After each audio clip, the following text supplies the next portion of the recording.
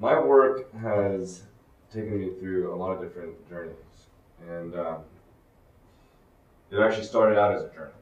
It started out as a life quest to merge my passions of travel and exploration with what I was studying in school, which was engineering. I I came across this individual who told me that if we're building tools and technologies uh, just for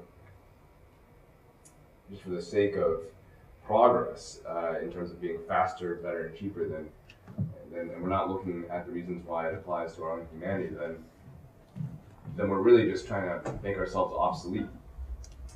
So I would call myself an explorer, a National Geographic explorer, which is a great piece of pride for me because that's been, sort of the object of my childhood dreams.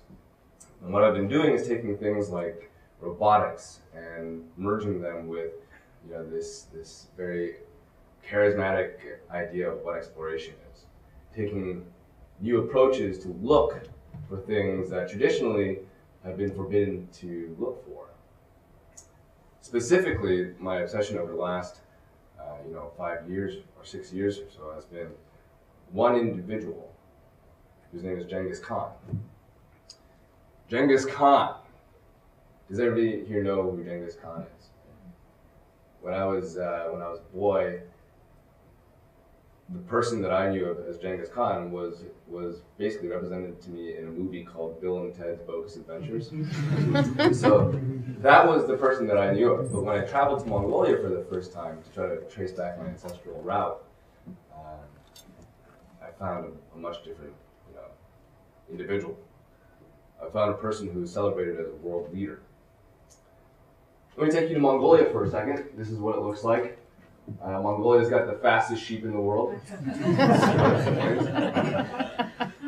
But it's a place which still celebrates a nomadic tradition. There's a huge population, almost 50% of the people in the country are still nomadic, living off the land. It's a place that started, the nation became Mongolia because of Genghis Khan. At the time of his birth, in 1162, there wasn't a Mongolia. There was a bunch of warring tribes. The Merkits, the Mongolian tribe, the Tuvans. You might hear the throat singers out there later, right? What happened? One person, one lifetime, went to unite all those tribes around one vision, to create one tribe, the Mongolian tribe. Then he went out and created the largest contiguous empire in human history. His sons and grandsons continued that legacy and dominated more in landmass and population than Alexander the Great and Napoleon and any of these individuals. So how can that be represented as, this barbarian running through the San Dimas Mall with, a hammer and looking for some meat to eat? That's not the guy that did this, right? The individual who did this was one of the most charismatic individuals in our human history, and yet we know almost nothing about him. Why is it? Because there was never actually a painting of him from his own people. There was never even a written document of him from his own people during the time of his life. We don't even know, what he looked like. We don't even know where he or his sons or his grandsons or anybody among the royal family were ever buried. They had no physical evidence of these individuals. Their history was written by their enemies. So that's what I've been trying to do. I've been trying to trace back the steps to try to figure out some physical evidence to who this individual was.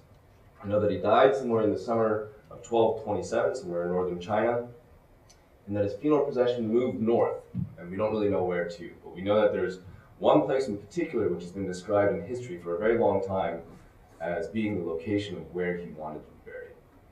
That place, that one location, the legends of that place are so shrouded in mystery that the legacy that Genghis Khan said, that he created this forbidden precinct of in 1203, he created this Yigi Korik, remain today, right? Nobody's allowed to enter this region. In fact, during the Russian occupation, they created a restricted area around here and put military tanks all around this region. So when I'm in that area, I still find unexploded ordnance wherever I go. Mostly because they wanted to avoid, some kind of centralized place for, the Mongolian celebration of their heritage. In the center of that, there's this one mountain known as the Birken Khaldun, and that's the mountain that I want to take you to today, because that's where I believe his tomb is. In that entire surrounding region, Mongolia has faced one of the biggest mining explosions on our planet right now, which is obviously a necessity. We need materials, but our hope is that by trying to find where this tomb is, we can create a UNESCO World Heritage Site around that forbidden precinct and avoid this type of action in that region. In fact, the Minister of Enlightenment in, I think, 1996, they have a Minister of Enlightenment. That'd be pretty awesome when they did it, right? We need a couple more Ministers of Enlightenment. He tried to submit that as a UNESCO World Heritage Site as being Mongolia's most sacred mountain, and just lacked evidence of why that was true. So we're trying to figure out how to supply that. But you can't dig. You can't do anything in that region. It's so sacred that nobody's gone there for 800 years. In fact, it's so sacred that the Mongolian shamans believe that if you disturb the tomb, that you'll cause a curse and will end the world. No, I don't want to do that. Nobody wants to be remembered for ending the world. But I want to try to find a way of merging, science, technology, historical research to do a non-invasive approach. And that's what we've been trying to do, a non-invasive approach, working with Mongolia's top scholars in the historical record and trying to combine that with a vision that we had over 4 years ago or 5 years ago to take ultra-high resolution satellite imagery from the GeoEye-1 and ICONUS sensors, figure out where we want to go from there, explore that region on foot and on horseback, and where we couldn't get to certain areas, we'd fly our drones around, take images of the surface at higher resolution, look for anomalies that were on the ground, and then try to explore those anomalies using geophysical tools.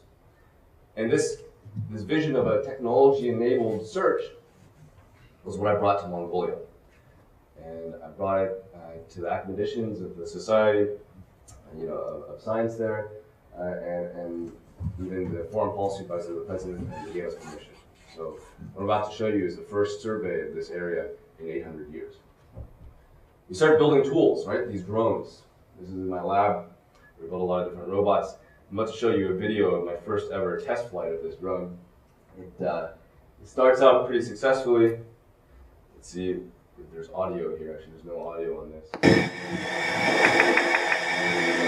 can see the eye of the drone, but you can also see that I haven't figured out how I'm going to land this thing yet. And at the exact moment when the realization that eight spinning blades are about to fall in my face, right there again.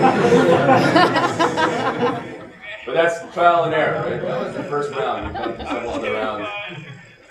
We've made some improvements on our landing gear. We collected all that data, all that satellite imagery. And when we started looking at all that satellite imagery, we quickly realized that we had a problem. And our problem was that we had so much imagery, because they provided us 0.5 meter resolution of the entire Kore, that there was no way we were going to be able to search through every single pixel with enough detail and perceptive attention to try to find that anomaly that we were looking for. So tomorrow, when we were on the crowdsourcing panel, I'll describe what we did there. But essentially, what we did was ask the public. We asked the public to take bite-sized pieces of imagery and tell us what they saw. And we combined all those points, and we realized that we had a roadmap of where to go. Combined with the historical record of what the Mongolians had described as where this mountain is, we headed into the field. So I packed my bags, I'm finally a National Geographic Explorer. I went from engineer to explorer. I've got my radios, I've got my team, I've loaded up everything into this van. I've got 8 military trucks that are taking us out there, 15 horses, 3 goats, a cow at one point, and we're ready to go. And we hit the road, and the first thing that happens is our car breaks. Right? That always happens in the field. Technology doesn't take you wherever you want to go. And I talked to my main Mongolian collaborator, Professor Ishkoch, of the International Association for Mongol Studies. I said, Professor Ishkoch, maybe we need better trucks. This doesn't look very good for us, right? And he says, in Mongolia, Albert, it's not the truck, it's the mechanic. And we had a really good mechanic. And he took us into the field, and we went deeper and deeper towards that forbidden precinct, into areas that hadn't been traveled. Here's an example of a this mud bog, and when you're in this region with all this gear and all these, this equipment. You don't want to get caught in these types of mud bogs because this is what it's like. Common flies, mosquitoes, hornets.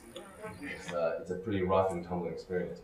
And when I finally turned to Professor Irstosh and said, "Look, this really isn't working out as a stuck," and he goes, "Yes, it's really stuck." We turned towards the nomadic tradition, which wasn't technology; it was the horses. The Mongolian tradition of horses is one that is carried through the ages. This is Professor Irstosh of his horse, standing tall in the way that they did 800 years ago, at the time of Genghis Khan. In fact, a lot of historians believe that his ability to conquer the world was made possible because of this stance, because they had these stirrups that allowed them to sit tall on these small ponies and turn in any direction and shoot their arrows at full gallop. And that ability to move so quickly was what dominated that region. So here's a little video of this was in 2009, our first exhibition. You see back to that other image was what we call Russian. We're coming up in a Russian minibus. It's a pretty versatile vehicle. We're taking a lot of water on right now. We're taking water over. It's kind of smoky in here.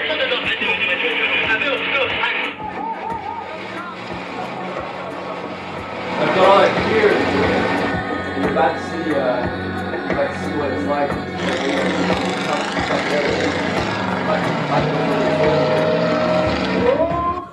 Yeah. Well, I won't tell you what happened there, but I'm alive. I'm getting to the gate of the Forbidden Precinct. It's still guarded today. In fact, there's still a group of warriors, guards who lived there through many generations and guard this gate. This gate into the Forbidden Precinct. And by passing this gate, we're stepping into the unknown. We're stepping into a place that has been described by people like Marco Polo, Rashid al-Din, these historians throughout the ages that looked at this region and said, "Wow, I really wonder what's in there." And we're able to use technology to convince the people that were in that region that we can look while we're maintaining respect for those traditions. So we step through that gate, right? We start bringing out our toys. Before the drones, we had these fixed flying wings, which would get us aerial imagery of locations that we were able to spot on the satellite imagery. We'd walk upon a place like this, a pile of rocks, and say, "Well, what is that? I can't really see what's going on there."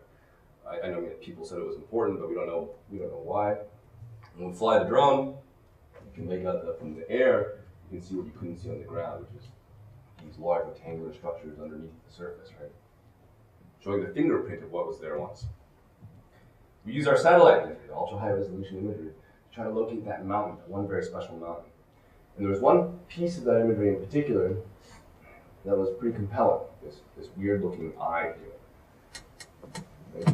Specifically, when you look at that eye, you see this little circular dot right in the center of that eye. And we knew that was at the location where people had said the Burkhan Khaldun is a sacred mountain. So we went to explore that region. We started hiking the whole area, every single mountaintop. We came across what was at that eye. This large shrine that has been built by shamans. Shamans are the only ones who are allowed into this area still, to pay tribute to that spirit. Shamans, and the president of Mongolia is allowed to go there once every 4 years, or he goes there once every 4 years to pay homage to their great Khan. And when you look and you stand above this surface, I'm going to transport you virtually now to a place that is so sacred to the Mongolian people because it is the one location where they believe historically Genghis Khan went to ask for guidance when he was being chased by his enemies. Before he had united all the tribes, he asked for guidance, and the guidance that he got from that one location said, "Unite the people of Mongolia, create the army, and go out and put everybody under one banner, everybody in the world." And so from that location, the entire modern world changed, right? I mean, from that one location, Genghis Khan went on to create the largest contiguous empire in human history. In fact, 1 in every 200 men today are related to Genghis Khan, right? So somebody in this room might be. He's a very prolific, charismatic individual, right? But that phenomenon started there. We're standing there. I'm talking to my Mongolian collaborators about this, guides. And as we're standing there, they're telling us this story, and they're following this very somber process of paying tribute to their great Khan. And the storm descends upon us, and you can see the storm in the background, that rain falling down, and it's worse and worse. And it's almost like a message from the sky, but basically saying, "Get out of here, go down." Because lightning starts opening up and just thundering down all around us. And as we're moving down off the side of this ridge, you can see the trees are windswept. We're getting pushed down, and when we come back the next morning, as we see what we had been hearing all through the night, which was a series of fallen trees. And by luck, in one very particular place on the side of that mountain, the roots of those fallen trees, we made a discovery. So you can see in my hand there this brick, right? This piece of ceramic, and behind it, this piece of it's a very rectangular brick. I was holding in my hands for the first time something that was built by an individual, this lion-faced medallion. You can see the fingerprints of the individual. Right? You can actually see the fingers, the marks where this person had pressed in the clay before they fired it. And when we got the results back recently, we know that this was made 800 years ago. We started taking the scans of this entire region with the laser theodolite. It starts to create a very, very detailed surface map, taking millions of points of data for where each location in time was represented against what we were finding in that location, right? In space. When we were walking across this grass, it's like you're stepping on a carpet, and underneath the carpet you hear the crunching of a roof. And you can actually pull back the grass, and you can see the roof there. An entire roof system of what we really think is a temple, right? First ever evidence of an archaeological structure on this sacred mountain. You find those arrowheads of what those Mongolian warriors had used in and around the tree roots. You find little teeny pieces of decorative, lacquer with a gold leaf painted onto it. In fact, I did the X-ray spectroscopy on that, and that is gold. We found the remains of a horse on the side of this very remote mountain, right? And when we radiocarbon date that bone, it comes back to the time of Genghis Khan, or his sons or his grandsons in that area. That's about as far as we can go archaeologically.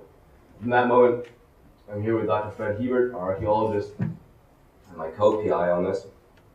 And we had to kick over the grass and basically cover the divot. And that's as far as he could go. He got very frustrated. It's like, I can't dig. Why am I here? I want to dig. But what we did was we took a technology approach. We said, okay, well, let's look at all those different locations where we're finding things and start to apply the tools that we've developed. And one idea was to use drones to capture images of the entire surface and then use those images to create the structure for motion in that 3D map of the surface. We're controlling that drone from the ground, and we're trying to see if there's any of those fingerprints that you can see from the air that you couldn't see from the ground. Then we break out our geophysical tools that were built and designed for land surveyors, for people that are trying to lay down ground pipes and sewage systems in the city, now are having applications in this foresty area. Except the problem is that it's obviously not designed for the forest. So with a little bit of very high-tech engineering, aka duct tape and twine and some carpet, we modify this thing and we start using it throughout that region. You can actually see how we drag this ground-penetrating radar with 8 antennas shooting into the ground and measuring the signal of what's coming back to create a subsurface image to see what's actually there. We put electrodes across the entire surface and move those electrodes, one by one across the ground to see what the resistive signal is between each one of those electrodes, and we start to create a map of what's really there. Every night in our yurt, we're cranking down, we're collecting all of our data, and we're processing this in real time and sending it via a satellite link over to our labs in Italy to have the geophysical data processed and see what we're looking at, right? Just from the artifacts alone on the ground, from where we're able to see all the artifacts on the surface, we create this heat map. And you can see there all of the artifacts are centralized around one little area in that little plateau. Then you map on top of that the ground penetrating radar, and it shows up right where that scan is, right? You see that rectangular feature there? It's hard to see because it looks like blobs. Well, it's the walls of a building. So we take all of that data, we take the thousands and thousands of photographs of all the ceramics, the radiocarbon dates, the thermoluminescent dates, the satellite imagery, the tree roots, the geophysics, and we start mapping them all together, but it's really difficult to get the context of all in one place, and we have to try to figure out how to really deal with this big data flow, right? This huge, massive amount of data. So this is our hyper visualization tools over at Cal IT2, which is where I work, and we're trying to combine all this data to synthesize what the knowledge that we can gain from this is, and merge that into a 3D model of what we think it is and what we're sensing. And that 3D model we place into what we call the star cave. So here you can see I'm in a 3D environment, fully immersive, and I can look at all the different artifacts in the exact location of where they're found and in the time context of what they've been dated to, and move through and see where we're finding all the artifacts represented by that temple, and go down into the subsurface and actually look at what we're sensing in the context of where it is. You can actually see that rectangular feature right right beneath where we're finding all those artifacts. And in fact, there's another big blob that we can move down to the layers below that. From this information, we believe now that that rectangular feature is the walls of a building, and that we're sensing something else, a solid structure, about a meter beneath it that we obviously can't touch yet. But the walls of that building date to exactly the time of Genghis Khan. And for the first time, we've provided knowledge through technology that allows us to look without breaking those traditions. We've taken this legend of this individual, right, and put some reality onto it. So I have this slide at the end here, and I just will take a few minutes to show you. But basically, at the end of this last expedition, these shamans show up on the side of this mountain, and they show up right where we were camped. And you can see there they're dressed, ready to perform their ceremonies, and they're looking at us very strangely. Like, why are you here, right? And my Mongolian collaborator goes and talks to them, and he comes back and says, Albert, the shamans want to see the head of our group. And I go, oh crap, right? This is a moment of reckoning. And I'm cleaning my nails, and I'm like trying to wipe back my hair, because the Mongolian, I mean, it's ridiculous. Why would you clean your nails, right? The shamans they're not going to look at your nails. They're going to judge your soul. But the way they judge your soul, the way that somebody is, understands your soul in Mongolia is by smelling you. That's the way that you kiss somebody. You smell, you sniff. That's the tradition. Your soul is represented in your smell. And by that time, I'd been in the field for 3 weeks and covered in mosquito spray, and it didn't really smell that good. So I didn't know what I was going to do. But I stood up and went down to that area, and at nightfall, they lit a fire and they went into a trance. And while I wasn't able to videotape it, and I wasn't able to take any photographs when I was there, I was able to record the sounds and do a very amateur, drawing in my notebook when I got home or back to the yurt. It was this sound of the drum. Here's the sound of the drum. I'll show you some of these images. The shaman had me sit down in front of him as they beat the drum slowly over my head, going into their trance. With this long, face-like mask of black hair, cords running down his brow. He was saying, in very low tones, that I had to observe the traditions of my own people, that we were allowed to be there as long as we paid respect to those traditions, to that mountain, and that the knowledge that we took from that was done so with the intention of spreading it around the world, to tell them the importance of this legacy. If we don't know who we are or where we came from, then we don't know where we're going. But he stood over me, and his drum got more and more intense, and as he whipped around with his long cords falling around him, the smell of this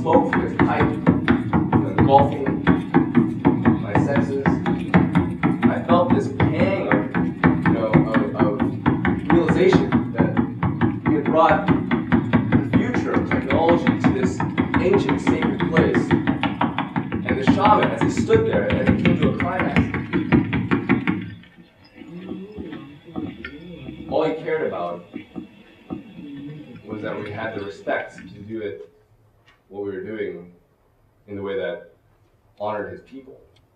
He didn't care about the data points. He didn't care about the drones or the satellite images. He just cared about his legacy. And I felt very honored as I walked back towards my yurt that night. I went from this ancient moment, and I walked back towards my yurt into a camp that was covered in computers, power cables. Looked at all my friends that were sitting around there, and I thought to myself, it doesn't matter where we are in terms of technology today. These friends share the same traditions as the shamans shared with me. This human tradition of respect. And so I think that, for me, technology is at the frontier of exploration. It always has been. The National Geographic Society was founded by Alexander Graham Bell, an engineer. But now, instead of going at it from an exploitive way, we can take tools and look in respectful ways. And that's the most exciting part of this all for me. So thanks a lot.